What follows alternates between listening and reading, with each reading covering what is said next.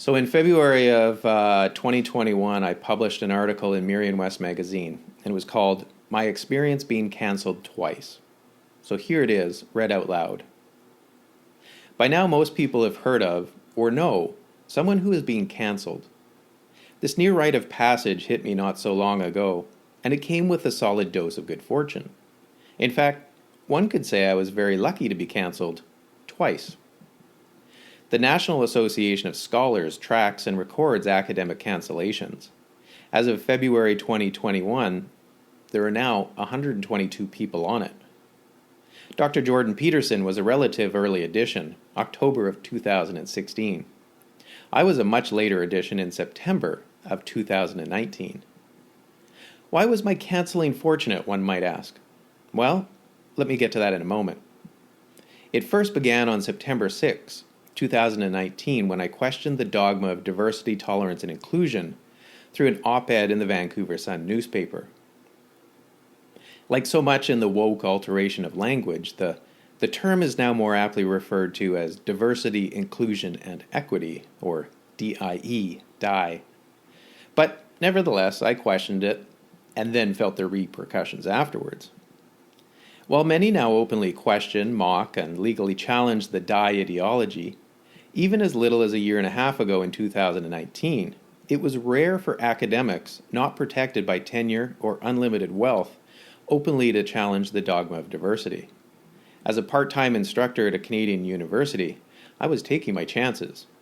Some say foolishly, and others say bravely, but that characterization I leave for the reader to determine.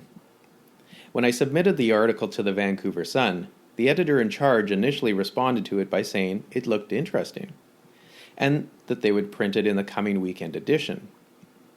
On Friday, September 6, it went online with the title, Can Social Trust and Diversity Coexist? Almost immediately, Twitter exploded, and it went to the #1 trending spot. So strong was the backlash with the usual claims that I was racist, a white nationalist, xenophobic, and so on, that the Vancouver Sun retracted the piece from its website on Saturday by lunchtime. While the online version was scrubbed, the printing presses had already rolled and physical copies had been sent out to newspaper subscribers. So what did I say that was so terrible? One can, of course, find archived versions of the piece and read it for oneself to make one's own informed decision. But my main point was that ethnic diversity erodes social trust. I used an allegory about how Denmark had troubles with Muslim immigrants that were not integrating seamlessly into the Danish social fabric, and that Danish society had become concerned with this. More to the point, I dove into the general phenomenon that immigrant ethnic diversity is problematic everywhere, especially at the local level if ethnic enclaves form. These issues are well known in social science research, going back to the American political scientist Robert Putnam's seminal work on the links between ethnic diversity and social trust. At the end of the piece, I proposed to my own country of Canada that the minimum requirement is that we say goodbye to diversity, tolerance, and inclusion if we wish to be a society that can rebuild the trust we used to have in one another and start accepting a new norm for immigration policy, compatibility, cohesion, and social trust. This did not go over well. Over the following months as a contract university instructor, I was shut out. Then again, I was already on my way out. I was about to leave the university, where I had taught for 11 years, Mount Royal University, and move to a warmer, more pleasant climate on the West Coast. My intentions were well known by my employer. I also had good contacts and prospects for picking up employment at the University of Victoria, had I not raised a commotion. But in fact, I was not completely leaving Mount Royal. I was organizing an annual field school called Sustainable Europe that was to have its inaugural run in the spring of 2020. I would lead it in the spring for many years to come. And the planning and preparations were well underway, and it was officially posted on the Mount Royal University International Education website as a course offering. In the summer of 2019, with funding from Mount Royal, I went to Europe to scout out the route, set an itinerary, and make contacts, and all looked good. After I returned from the reconnaissance mission in Europe, and began teaching again in the fall semester, the op-ed controversy suddenly hit.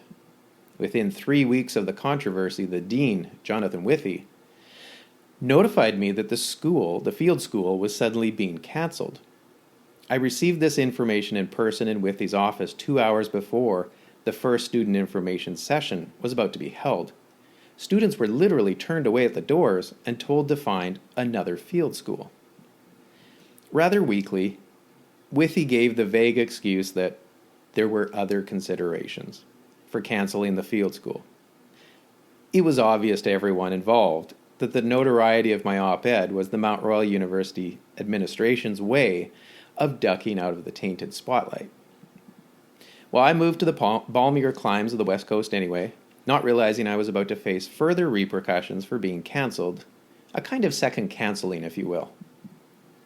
Having a passion for sailing and desiring some camaraderie, plus wanting to serve my country, I applied for a position with the local naval reserves in Victoria. The first meeting with a recruiter went well, and she suggested I apply for a public affairs officer position. Considering my background skills in writing and teaching, this seemed like a good fit. I agreed, and the process began. There were 5 steps in the recruiting process that I needed to pass to be considered for the position. This included an aptitude test, a physical fitness test, a medical exam, an interview, and a written exam. Over the following months, I successfully passed the first 4 requirements and was about to do the last when I received a letter in the mail from the local commanding officer. Dated October 20th, 2020, Commanding Officer Cameron Miller notified me that my application had been terminated. The reason given was, in quotes, "In light of the views you published in 2019, it was deemed that the views you expressed do not reflect the Canadian Armed Forces, CAF, policy on discrimination, harassment, and professional conduct." The CAF could not explain exactly how my op-ed violated anything. Commander Miller stated that I had violated the Canadian Human Rights Act, which is actually a specious argument. Nothing I said violates the Act. There were other attempts to characterize my express views as violating hate speech codes, but in fact, nothing I said broke any laws. What is perhaps so perplexing is that what I said comes almost straight from the social science data and is not, in any way, controversial. But this is not about right and wrong, logic, reason, or rational debate. Being cancelled is about feelings. The accuser cannot logically explain his or her accusations, and indeed has no intention of doing so. Logic is not the point. The woke accuser can only vaguely imply that something heinous was carried out based on feeling, perception, and nothing more. In the middle of this current flurry of rabid societal emotion that we are collectively caught up in, I must admit to having some sympathy for organizations such as the Vancouver Sun, Mount Royal University, and the Canadian Armed Forces. In the face of woke pressure, they walk a tightrope of tenderness, trying to keep public opinion on their side. If someone like myself is a casualty, truth be damned, that is fine with these institutions. I do recognize their predicament, even if their actions are cowardly. At some point, real leadership at these institutions will be required. For now, however, being cancelled has become a reality for an increasing number of people. Like a modern-day Salem witch trial, citizens are swallowed whole.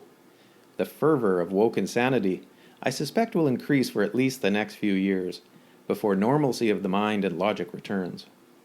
For myself, as I said, being cancelled turned out to be quite fortuitous. While many have suffered badly, and I do feel their anguish, over being fired, falling into depression, or even committing suicide, I have to admit that it turned out rather nicely for me. Without the field school, I managed to avoid the turbulent chaos the unforeseen pandemic a few months later would have caused it. Secondly, since educational institutions are increasingly catering to an ever-fervent political correctness, I built a tutoring company that caters more to the right. The marketplace is vast.